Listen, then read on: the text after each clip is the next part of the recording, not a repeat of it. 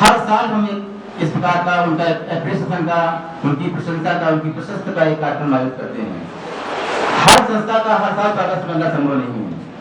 राज्य सरकार के ऐसे निर्देश हैं कि जैसे भी जिसने भी समाज के लिए कोई डेडिकेशन किया है, कोई सराहनीय कार्य किया है।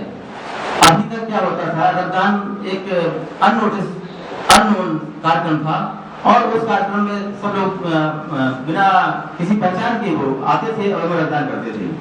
लेकिन राज्य सरकार के निर्देश दिया कि यदि किसी ने कार्य किया है, यदि किसी ने अपने जीवन को डेडिकेट किया है किसी सामाजिक कार्य के लिए, तो उसकी पहचान होनी चाहिए। यह शासकीय प्रोग्राम है जिसमें आज आप शिरकत कर रहे हैं। राज्य सरकार के दिशा निर्देश के भी ही हम लोगों ने ये कार्यक्रम का आयोजन किया है और हम समस्त राजनेता और समस्त समाज सेवी संस्थाएं यहाँ पर उपस्थित हैं। जैसा कि रक्तदान के बारे में दैनिक जागरण, अमर उजाला ये समाचार पत्र हैं। सबसे ज्यादा पहल अगर रक्तदान के बारे में किसी समाचार पत्र ने किया है और दैनिक जागरण ने हमेशा साथ दिया है। सभी अखबारों ने और इलेक्ट्रॉनिक मीडिया ने साथ दिया है। मैं उनका सभी का धन्यवाद करता हूँ। उसके माध्यम से आप सभी लोग परिचित होंगे। 18 से 65 वर्ष के बीच में यदि आप रक्तदान करते हैं, किसी प्रकार की हानि नहीं होती है। चरक संहिता एक बहुत पुरानी हमारी चिकित्सा पद्धति की संहिता है।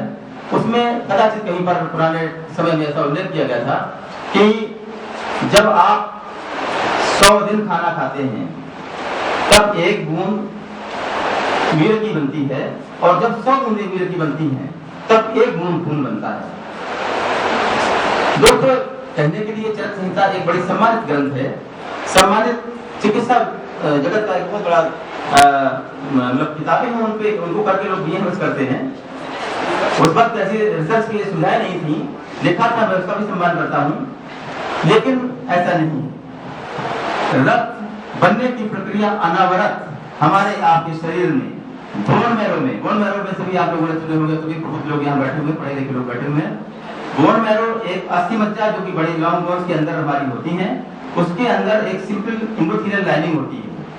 वो प्रतिदिन 1 से 2 ml खून बनाती है। यानी इस खून बनने की प्रक्रिया चाहे आप चाहे कोशिश करें चाहे न करें, चाहे बी कॉम्प्लेक्स और विटामिन खाएं चाहे न खाएं, अपने आप खून बनेगा। चाहे वो मजदूर हो, चाहे टाटा बिरला हो, चाहे राजनेता हो, उनके अंदर खून बनने की सतत प्रक्रिया है, उसे रोका नहीं जा सकता। ये प्रकृति की देन है। इसके साथ ये भी सत्य है कि आज जो यहाँ खून है आपके शरीर के अंदर, वो अक्षुण्ण नहीं रहने वाला है। वो 120 दिन के बाद में जो आज रक्त कणिका है वो अपने आप टूट जाएगी, मर जाएगी। रक्त कणिका, लाल रक्त कण, और फिर से नया बनेगा। वो लाल रक्त कण टूटने के बाद मॉलिक्यूल्स में, एटम्स में टूट जाएगी। और इतना कंप्यूटराइज, इतना बढ़िया सिस्टम, एक मतलब जो है ना अपने आप में कंप्लीट सिस्टम है, कंप्यूटराइज सिस्टम है। कंप्यूटर तो नहीं है लेकिन ईश्वर का कंप्यूटर है, जिसमें कि वो सभी मॉलिक्यूल्स फिर से जुड़ करके फिर से रक्त बना देते हैं। ये है एक अद्वितीय विलक्षण प्रक्रिया रक्त बनने की हमारे आपके शरीर के अंदर। तो अब रक्तदान की परिकल्पना क्या है कि जो चीज आज हमारी वेस्ट हो रही है 120 दिन के बाद में, क्यों ना हम डोनेट कर दें। जो लाल रक्त कण हमारे डिसइंटीग्रेट हो रहे हैं, नष्ट हो रहे हैं, यदि उनको हम रक्तदान कराएंगे तो दूसरे व्यक्ति में जीवन दान का काम करेगी। ये परिकल्पना है। अगर मान लीजिए रक्तदान से कमी आती, किसी प्रकार की कोई कमी होती या कोई भी नुकसान होता, ऐसी कोई साइंस नहीं है कि एक मरीज को ठीक कर दे दूसरे को बीमार कर दे। अपने आप में आप खुद सोच सकते हैं कि विज्ञान कभी चीज को प्रमोट नहीं करती। ये शब्दों के साथ मतलब बहुत सी ऐसी बातें हैं विज्ञान के बारे में। अगर आपके मन में भी कोई क्वेश्चन हो, बोलने के लिए हम बहुत कुछ बता सकते हैं हेमेटोलॉजी सिस्टम के अंतर्गत। हमारे मुकदमे को थोड़ा जल्दी है, इसलिए हम अपने आप को थोड़ा यहाँ ब्राम देना चाहेंगे। बाकी और भी जो जितने भी हैं कि जैसे कुछ खास बीमारियां हैं, हर प्रकार की जांच पड़ताल होती है, डॉक्टर उसके लिए तैनात होते हैं। अगर आप सक्षम नहीं है, अगर आपके स्वास्थ्य आपको अलाउ नहीं करता है, तो आप उसको रद्दान कर नहीं सकते हैं। हर एक की उसकी जांच पड़ताल, गहन जांच पड़ताल होती है, तभी उसको अलाउ करते हैं रक्तदान करने के लिए। इन शब्दों के साथ मैं माननीय सांसद जी से गुजारिश करूंगा कि एक बड़ी बस आनी है, राज्य सरकार को देना है। अगर हमारे मेडिकल कॉलेज में आ जाए तो उसका सदुपयोग होगा, इसका मैं आपको वचन देता हूँ। बहुत बहुत धन्यवाद। आप सभी का मैं एक बार पुनः आप सभी का स्वागत करता हूँ।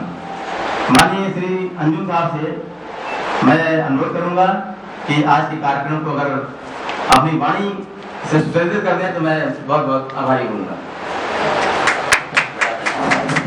बहुत बहुत धन्यवाद डॉक्टर साहब। डॉक्टर साहब ने जो कुछ आज इस कार्यक्रम के परिप्रेक्ष्य में जो कुछ बोलना था, मैं समझता हूँ कि उन्होंने तकरीबन सभी बातें बहुत संक्षिप्त में और बहुत ही सारगर्भित तरीके से यहाँ आप लोगों को जानकारी उन्होंने दी है, क्योंकि आज के सेमिनार का एक उद्देश्य ये भी था कि रक्तदान के बारे में तमाम तरह की जो भ्रांतियां हैं उनको दूर किया जाए।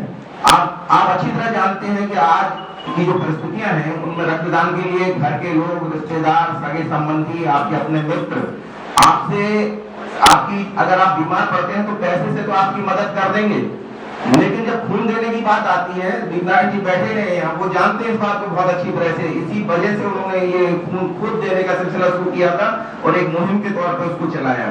तो खून देने के लिए लोग जो है वो आगे नहीं आते, चाहे आपके यहाँ तक कि आपका भाई, आपकी माँ ये पैसा दे देंगे आपको, सब तरह सहयोग करेंगे, लेकिन ये केवल भ्रांतियों के कारण ऐसा होता है। रक्तदान से ना तो किसी तरह की कमजोरी आती है, बल्कि हम कई बीमारियों से सुरक्षा कवच हमें मिल जाता है। हृदय की बीमारी, कोलेस्ट्रॉल, ये सब कम होते हैं। और हमारा जो रक्तदान के बाद जो हमारी शरीर की किसी तरह की कोई क्षति नहीं होती। डॉक्टर साहब ने भी बताया ये बात कि जो रेड सेल्स जो बेकार हो भी जा रहे हैं वो हमारे रक्तदान में जाते हैं, उनसे हमें कोई नुकसान कभी नहीं होता, बल्कि उनकी जगह नए सेल्स आते हैं जिससे हमारे शरीर को नई ऊर्जा मिलती है, नया उत्साह मिलता है, नई स्फूर्ति मिलती है। तो ये तो हुई रक्तदान की बात। बाकी हमारे माननीय जो मुख्य अतिथि महोदय हैं, हमारे विशिष्ट अतिथि दीपनारायण जी हैं, चंद्रपाल जी हैं, तो उनके बारे में भी डॉक्टर साहब ने ज्यादातर बातें बोल दी हैं। मैं केवल इतना अर्ज करना चाहता हूं कि डॉक्टर साहब ने जैसे ये कहा, आज वो प्रधानाचार्य भी है, प्रधानाचार्य का चार्ज भी उन्हीं के पास है, आज वो सर्वे सर्वा है इस कार्यक्रम के, समझ लीजिए आप। मुख्य संयोजक भी यही है और प्रधानाचार्य हमारे जो संरक्षक माननीय डॉक्टर एनएस सेगर साहब थे, एमसीआई की एक बहुत जरूरी मीटिंग दिल्ली में है, उनका बहुत मन था यार रुकने का, लेकिन वो मीटिंग इतनी जरूरी है, तमाम सिलसिले चल रहे हैं, आप जानते हैं मेडिकल कॉलेज को तमाम सीटें बढ़ाई जानी है, मान्यता का भी प्रकरण चल रहा है, तो एमसीआई जाना बहुत जरूरी था। चार्ज डॉक्टर साहब के पास ही है, तो प्रधानाचार्य भी आज यही है और इस शिविर के संयोजक भी यही है और आपके मेजबान भी यही है, सब कुछ यही है। तो मैं ये कहना चाह रहा था कि ये जो डॉक्टर साहब ने अभी ये कहा था कि ये कोई बिल्कुल नितांत कोई व्यक्तिगत शिविर नहीं है रक्तदान का, ये शासकीय निर्देश पर ये शिविर आयोजित किया गया है। आप देख रहे हैं कि यहाँ पर ये जिलाधिकारी का भी नाम लिखा हुआ है, उनको भी यहाँ आना था, किसी वजह से वो शायद अभी नहीं आ पाए हैं, लेकिन माननीय